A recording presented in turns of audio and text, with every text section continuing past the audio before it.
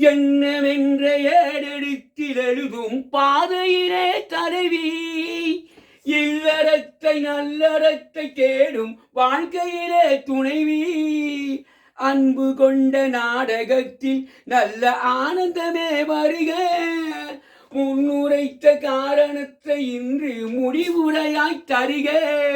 மலர்கள் உண்மை தூவும் மாலையாக மாறும் நெஞ்சினிக்க நினைவினிக்க கண்கள் நூறு கதை கூறும் மன்னிக்க வேண்டுகிறேன் எங்கள் ஆசையை தூண்டுகிறேன் உன்னை சந்திக்க ஏங்குகிறேன் கண்கள் சந்திக்க ஏங்குகிறேன் மன்னிக்க வேண்டுகிறேன்.